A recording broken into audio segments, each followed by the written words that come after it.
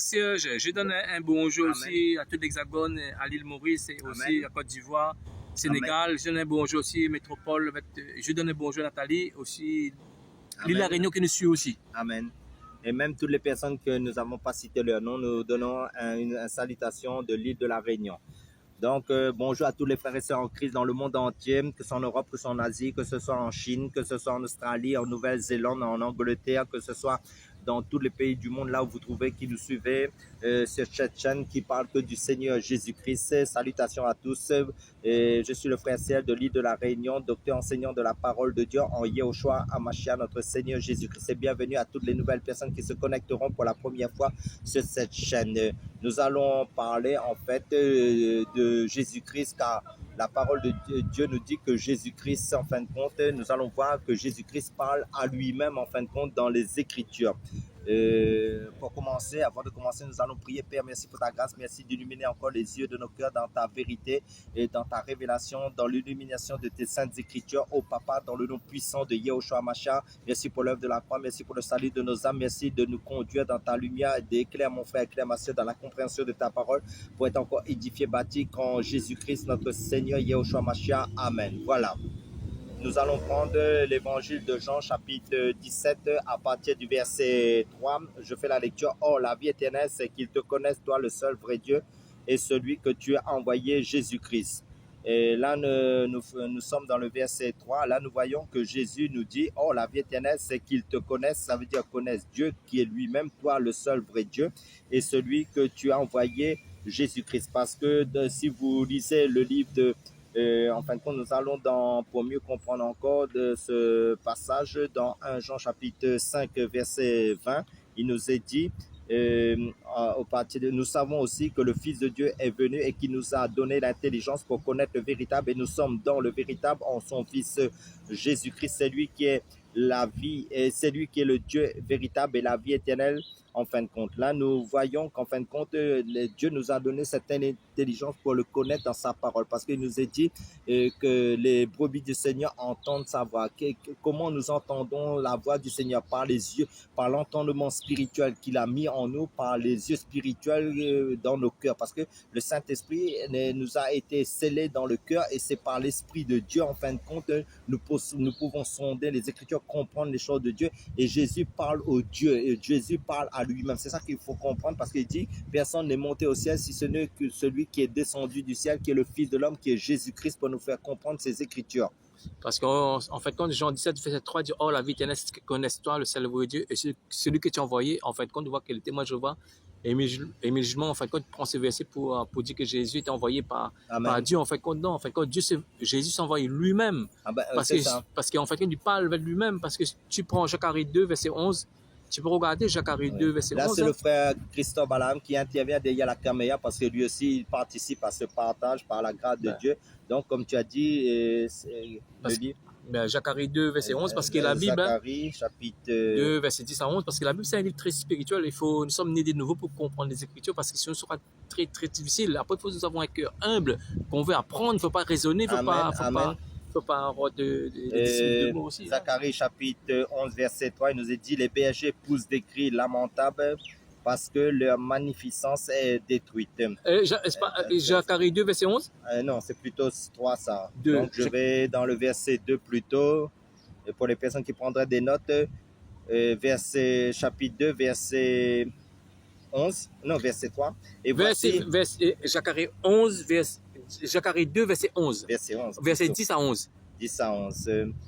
Donc, pousse des cris d'allégresse et réjouis-toi, fille de Sion, car voici, je viens et j'habiterai au milieu de toi, dit l'Éternel. Beaucoup de nations s'attacheront à l'Éternel en ce jour-là et deviendront mon peuple. J'habiterai au milieu de toi et tu sauras que l'Éternel des armées m'a envoyé vers toi. Amen. Alléluia. Là, on voit que le verset Jean 17, verset 3, et même c'est parallèle avec ce verset-là, parce que là, c'est Dieu qui parle lui-même. C'est lui qui envoie lui-même. Amen. Qu'est-ce que tu peux dire? En fin de compte, là, nous voyons le règne de Christ sur la terre. Parce que Dieu avait fait une promesse au peuple d'Israël que pendant 1000 ans, en fin de compte, il va régner en Israël. Et là, en fin de compte, Je pense que c'est quand Israël sera dans la gloire du Seigneur. Là, en fin de compte, c'est Jésus qui va régner. On le verra visiblement, le peuple d'Israël et tous ceux qui sont inscrits, en fin de compte, sur le livre de vie pendant le millénium, en fin de compte, régner pendant 1000 ans sur la terre. Et il y aura la paix et il y aura comment la gloire du Seigneur sur cette terre. Il n'y aura plus de mort, tout ça là. Ça veut dire ce sera le règne glorieux de Christ pendant 1000 ans. Peux-tu me prendre Genèse 1, verset 26? Genèse chapitre 1, 1, verset 26. Genèse chapitre 1, verset 26.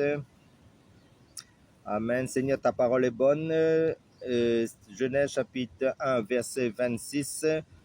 Je commence à partir du verset 26. Puis Dieu dit, faisons l'homme à notre image, selon notre ressemblance, et qu'il domine sur les poissons de la mer, sur les oiseaux du ciel, sur le bétail, sur toute la terre et sur tous les reptiles qui rampent sur la terre.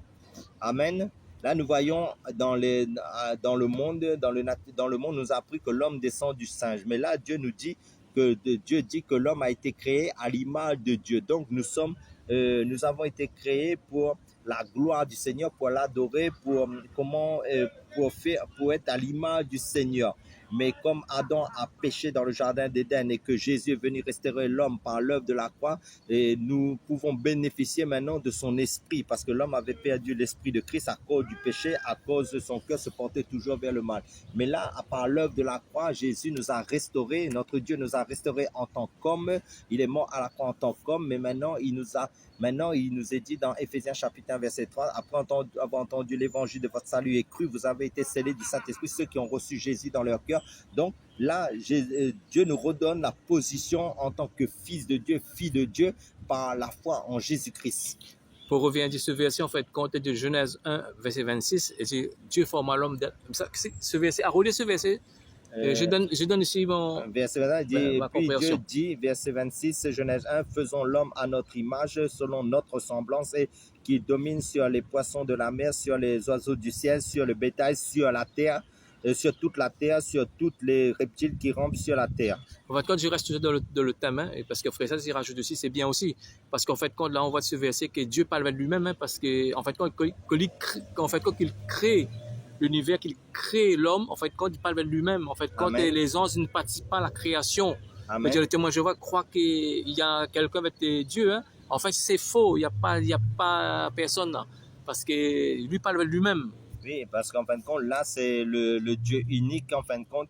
Et ça veut dire que c'est à la fois le Père, le Fils, le Saint-Esprit qui est un, en fin de compte, qui au commencement a tout créé. Ils étaient en collaboration, en fin de compte, pour créer l'homme à son image, en fin de compte. Donc, Dieu parle à lui-même et ça veut dire Dieu s'automissionne, Dieu est autocréateur. Alléluia. Autocréateur, c'est ça qu'il faut comprendre. Et Dieu, en fin de compte, il sait d'avance ce qui lui appartient d'avance parce qu'il sait que tout est déjà accompli à la croix. Il connaît tout parce qu'il est le Dieu omniscient, omnipotent, omniprésent. Donc, lui-même, en fin de compte, il s'auto-crée. C'est ça que veut dire.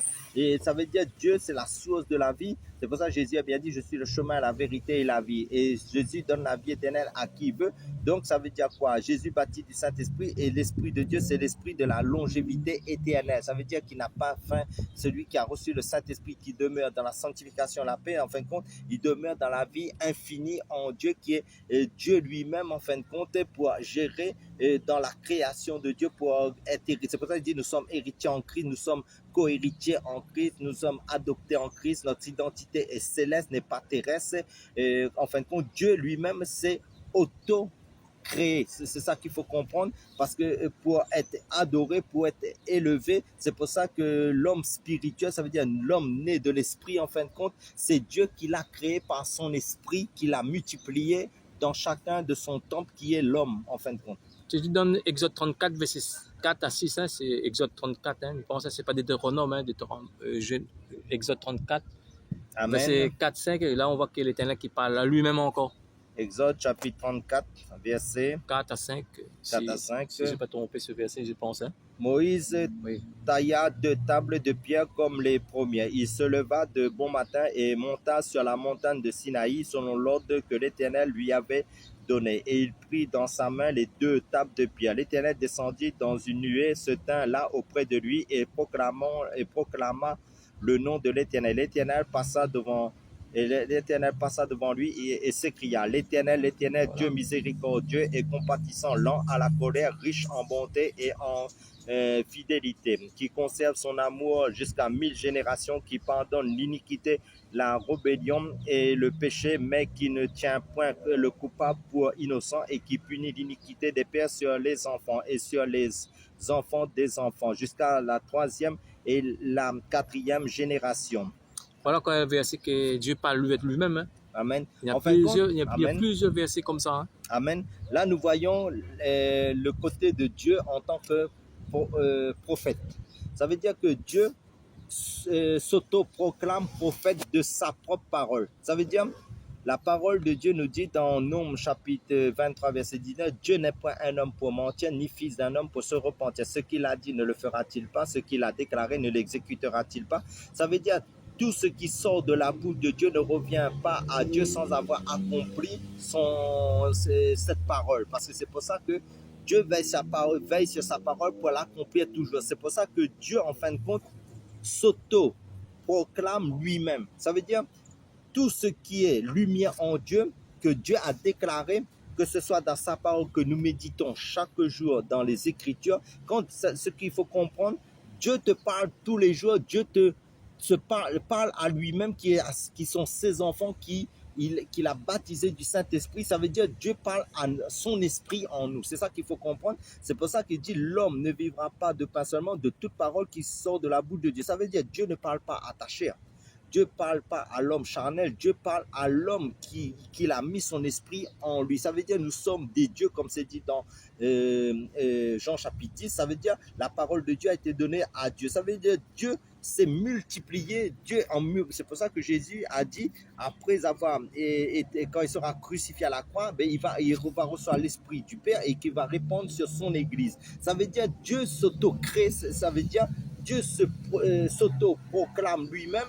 Dieu, en fin de compte, se rappelle toujours. C'est pour ça que quand tu es dans la prière, il faut toujours te dire ce que Dieu dit de lui-même. C'est ça qu'il faut comprendre. Il ne faut pas dire les paroles en dehors de sa volonté. Sa volonté, c'est lui-même parce qu'il s'auto-crée lui-même, il s'auto-proclame, il s'auto-prophétise lui-même.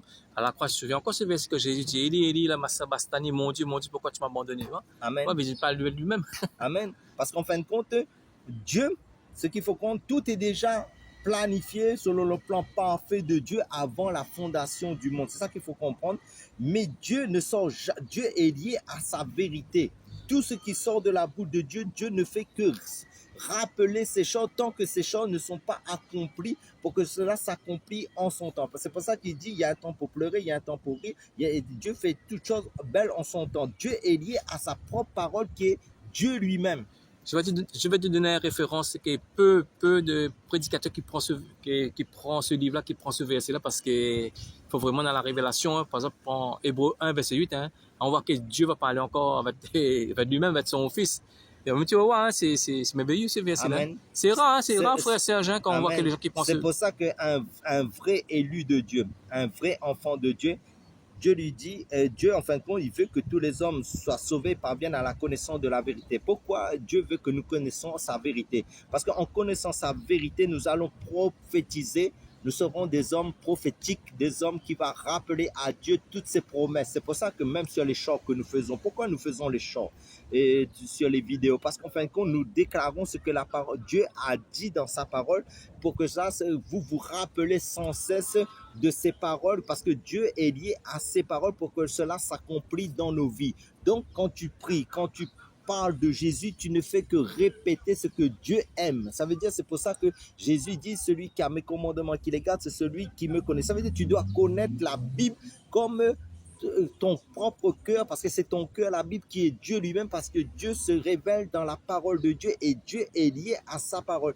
C'est pour ça qu'un prédicateur ou quel que soit l'enfant de Dieu qui apporte la parole de Dieu, il ne fait que dire ce que Dieu a déjà dit dans sa parole pour bâtir, pour construire, pour édifier, que ce soit dans la révélation, que ce soit dans la connaissance, que ce soit dans la doctrine, que ce soit dans la connaissance des choses de Dieu, parce que Dieu veut que nous le connaissons dans ce que lui, il a déjà proclamer de lui-même. Parce que la parole est créatrice, la parole est guérisseur, la parole délivre, la parole construit, la parole, comment c'est la vie éternelle. C'est ça qu'il faut comprendre parce que la parole est esprit et vie. La parole, c'est Dieu lui-même. C'est pourquoi tout ce qui sort de la bouche de Dieu est éternel. Ça veut dire que tant que cela ne s'est pas accompli, ça veut dire que tu dois être dans l'espérance de cette parole que Dieu a dit de lui-même. Ça veut dire que nous faisons que nous faire un avec Dieu lui-même parce que Dieu, rien ne le peut contenir et sa parole est tellement profonde qu'en fin de compte, on finira jamais de le connaître dans les profondeurs des saintes écritures bibliques. C'est pour ça que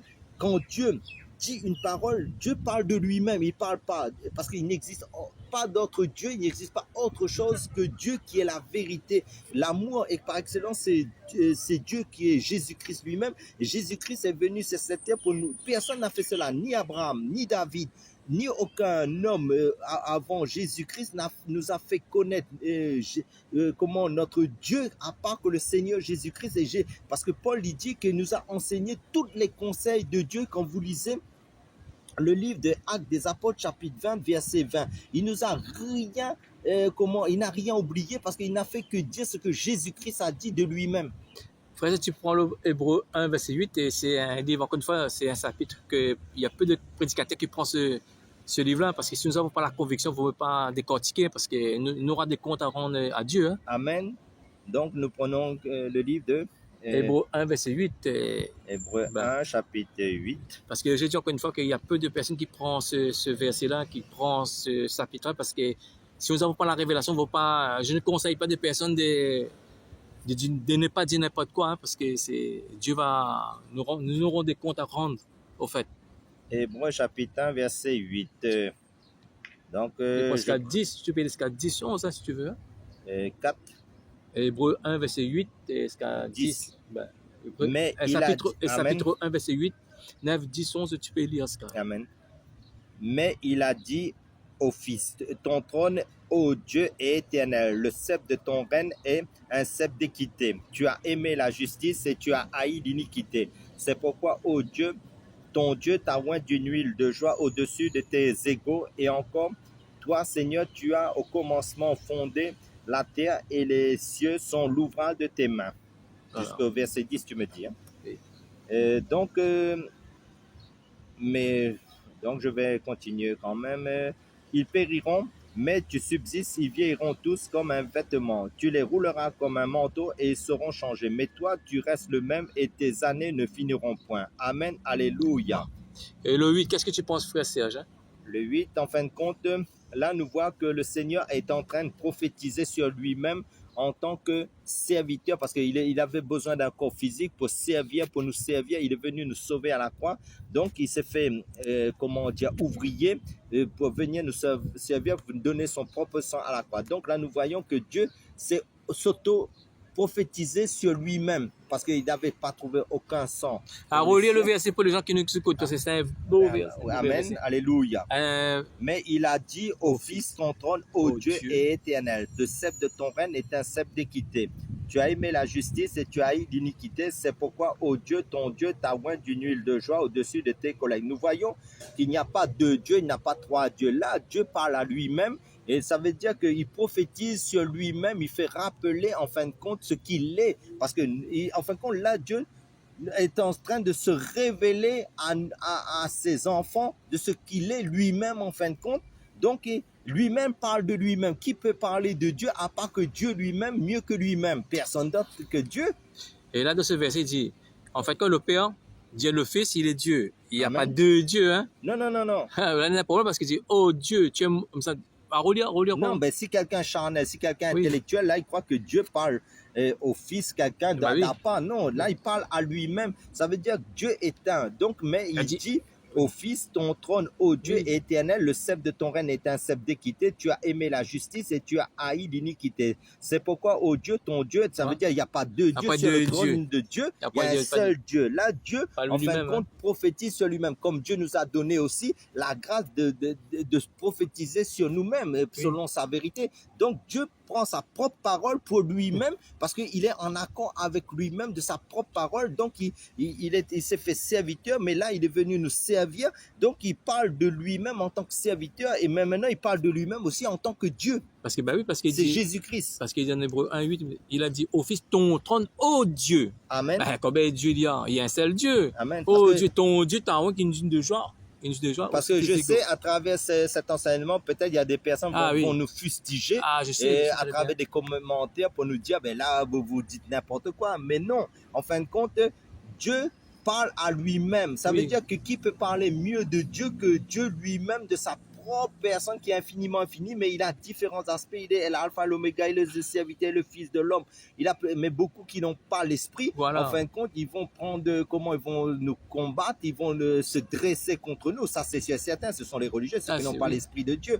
Parce qu'il dit seulement le Saint-Esprit sont les écritures de Dieu. Donc, les enfants de Dieu qui vraiment Dieu a donné son esprit, l'esprit de Dieu à travers les enfants de Dieu vont comprendre les Écritures. C'est pour ça que je vous dis, ne vous inquiétez pas, si vous avez reçu l'esprit de Dieu, le Saint-Esprit en vous comprend mieux les Écritures. Peut-être pour l'instant vous ne comprenez pas, mais avec le temps, Dieu va vous éclairer sur ce passage. Frère, tu es d'accord avec moi, parce que là, le Père parle avec le Fils, il parle avec lui-même, il n'y a pas deux dieux, d'accord? Oui, mais intellectuellement, les personnes vont comprendre comme ça, mais maintenant, c'est pas comme ça, c'est plus profond. Ça veut dire que Dieu parle de lui-même, il se prophétise lui-même sa propre parole, et pour que sa parole, en fin de compte, pour nous montrer que, en fin de compte, lui-même, il est Dieu, lui-même, il est le Fils, et lui-même, il parle à lui-même pour accomplir son propre œuvre, pour sa gloire. Tu es d'accord avec moi, il n'y a pas deux créateurs, d'accord? Non. Tu prends, par exemple, tu vas reprendre Hébreu 1, verset 1 à 2, tu vas regarder, là. Tu vas te monter une révélation là-dedans. Là. Donc,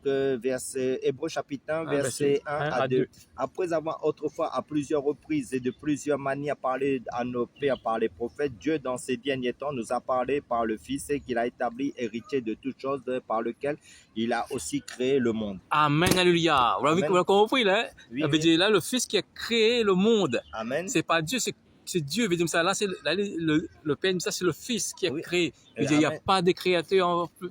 Amen. Parce que le Fils, c'est la parole de Dieu, comme c'est dit dans Jean chapitre 1.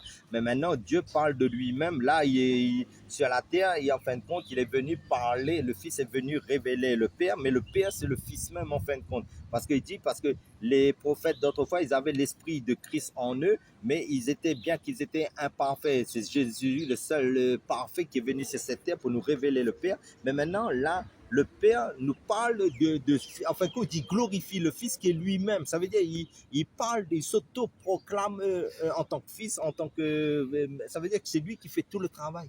Et souvent, on voit que le prédicateur prend toujours Jean 1, dit au commencement, il y a la parole. Avait dit ça, la parole s'est fait homme, l'habité parmi nous, plein de grâce. C'est lui qui a créé toutes choses. Oui. En fin de compte, Hébreu 1, verset 2, les rares qu'on prend ce verset. Hein. Par exemple, ce verset est parallèle avec Colossiens 1, verset 14. 15, tu peux prendre? C'est parallèle, c'est des versets parallèles. Hein, c'est la parole qui a tout créé. C'est Jésus qui est la parole. Oui. Parce que dans Apocalypse chapitre 19, verset 3, il nous parle de la parole de Dieu. Donc c'est Jésus même qui est Dieu, la parole. Et Colossiens chapitre 15, 16, hein, ou 14, 15, 16. Hein, parce chapitre 1. Parce que c'est beaucoup d'années, hein, parce que si on prêche ça, c'est beaucoup d'années d'investigation. Hein. C'est pas tout de suite comme ça.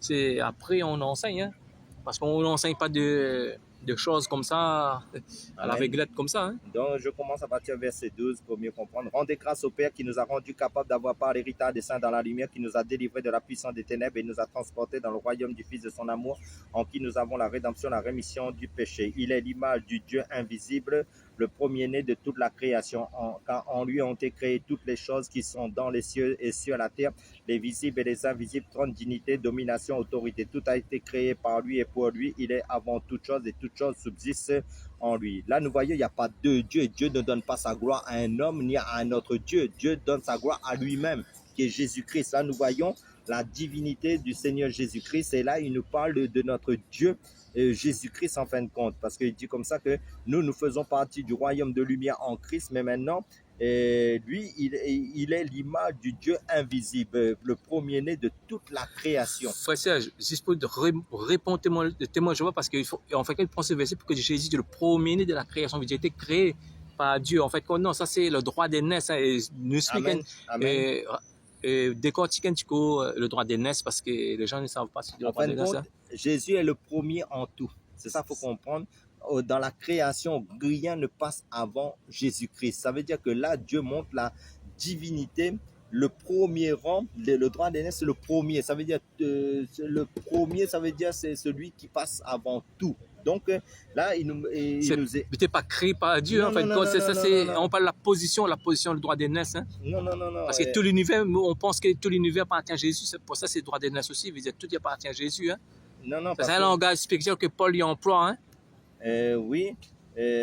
Mais en fin de compte, Jésus était là bien avant, parce qu'il dit dans Hébreux chapitre 13, verset 8, il nous dit Jésus est le même hier, aujourd'hui, éternellement. Et Jésus, en fin de compte, il nous a dit aussi que Jésus-Christ, en fin de compte, quand il nous parle de la lumière dans le commencement de la création, Jésus n'a pas été créé, Jésus était là avant la fondation du monde. La fondation du monde. Donc, Jésus a toujours été là, c'est le Dieu invisible qui s'est fait visible pour nous en tant qu'homme et qui est venu se révéler à nous, mais lui-même, à un moment donné, il dit à Philippe, depuis le temps où je suis avec vous, ne m'as-tu pas connu? Et ça veut dire quoi? Jésus s'est révélé à l'humanité, mais seulement Jésus ne se révèle pas à n'importe qui. Jésus se révèle à ceux qui lui appartiennent. C'est pour ça que le Seigneur dit, Dieu connaît celui qui l'appartient. Ça veut dire qu'il y a des enfants du diable, il y a des enfants de Dieu en Christ. Ça veut dire que ce n'est pas à tous les gens qui ont cette révélation, parce qu'il dit, large est la porte et spacieux le chemin qui mène à la perdition. Beaucoup passent par ce chemin, mais étroit et resserré le chemin qui mène à la vie éternelle, mais très peu le trouvent. Pourquoi? Et Jésus dit, celui qui me cherche me trouve.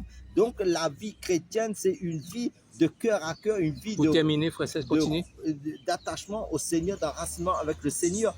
Donc le Seigneur connaît ceux qui lui appartiennent, et ceux qui sont vraiment de Dieu connaissent que Jésus-Christ est Dieu par la révélation, par le Saint-Esprit et dans l'intimité. Donc soyez tous bénis à travers ces quelques paroles d'enseignement. Soyez tous fortifiés, encouragés en Jésus-Christ. Et soyez tous bénis. Sois béni.